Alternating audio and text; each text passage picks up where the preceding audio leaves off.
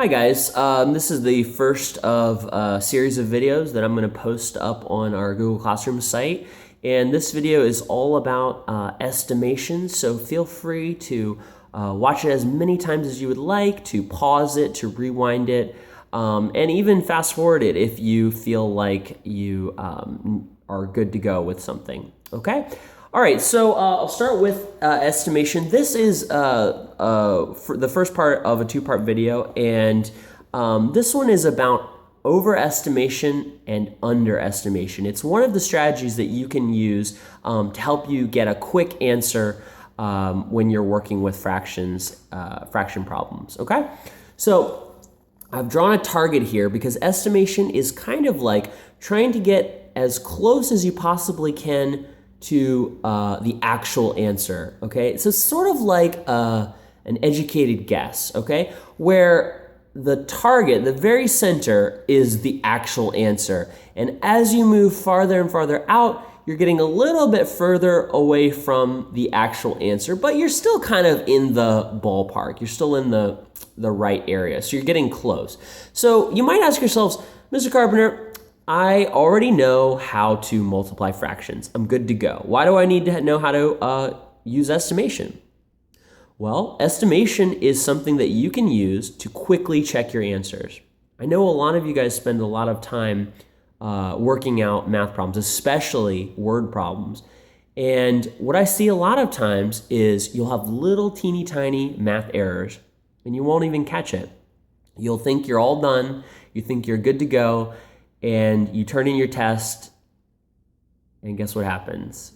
You're way off. Now, if you had stopped and you had done a quick estimation strategy, you could have seen real quickly, oh man, I was not on the right track there. Okay? And these strategies, they don't take that long. They really don't. They're just a few brief seconds, and then, oh, look, here is a possible answer that I could get. They give you a ballpark answer, a rough idea of where the actual answer is, okay? So that's kind of why we use estimation. So now let's learn a little bit more how to do it, okay? So again, the strategy I'm teaching you is overestimation and underestimation, all right? So I've drawn a little line here, and at the base is the smallest possible number that the answer could be, okay? And at the other end of the line, at the other end of this arrow, is the biggest possible number that the answer could be, okay? Now, our actual answer is somewhere here. It's somewhere in the middle here. We're not exactly sure where, but our estimate is gonna give us, okay, well, this is the smallest it could be. If I get smaller than this, I know, whoa, I'm not on the right track. If I get bigger than this number, whoa, I'm not on the right track. This is called our range. This is the possibilities or the possible numbers that our answer could be. Okay, this is our range. So now we're going to talk about how do we use overestimation and underestimation to find out our range. Well, I'll teach you a strategy right now. All right, and down here, you're going to see a pretty simple fractions problem. Most of you guys can solve it without using any estimation strategies. But again, remember, we're using estimation as a quick way to check, okay, am I on the right track? All right, so here we go. We have 3/4 times 3. Okay, well, here's the problem, the 3/4 part. It's a little difficult to work with fractions sometimes. I can't remember. Do I multiply only the numerators? Do I multiply the denominator? Oh my gosh, I have no idea what to do. Help me. Well, estimation is a quick way to help you out and say, look, I'm on the right track, or I'm not on the right track. It's kind of like a safety net. All right, so here's what we can do. We're gonna go ahead and we're gonna underestimate. We're gonna find out what the smallest possible number that this answer could be, 3 times 3/4. Okay, so what we're going to do is we're going to round this 3/4 down to the lowest possible number it could be. All right, and to help myself do this, what I'm going to go ahead and do is I'm going to represent this as a picture. Remember, representing things as pictures is one way that mathematicians simplify problems and make them easier to solve. Okay, so I went ahead and I drew a box and I divided it into fourths because we're talking about fourths here. We're talking about 4 pieces total, okay? Now, if I were to have none of these shaded in, or another way to say this is I have nothing, that's equal to 0 fourths, or another way to say 0 fourths is 0. So to underestimate, to round this to the lowest, smallest possible fraction this could become, is it's going to become 0. Okay, so what we can do is we can, instead of working with this really hard number here, this fraction, we can go ahead and round it to a whole number, okay? And our lowest possibility is 0. It couldn't be negative, okay? Because, well, we don't have any negatives here. We're talking about fourths here, okay? All right, so we're gonna go ahead and round this to 0, okay? And as you can see right down here, I've written a smallest number sentence. So I'm going to go ahead and plug in my lowest estimate.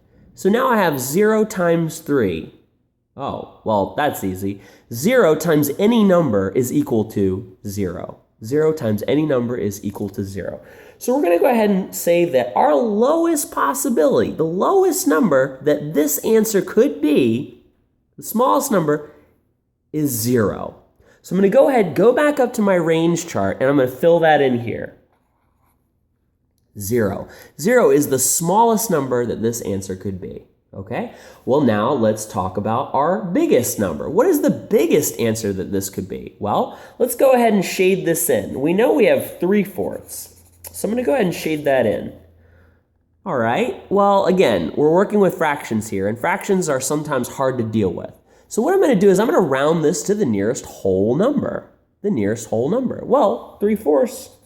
That's awfully close to, yeah, it's close to 1 whole, right? So we can think of 3 fourths, our biggest possible answer, the biggest thing that we could get when we're multiplying, is this is close to 1, okay? So the next number up, the next highest number that we could round to would be a 1.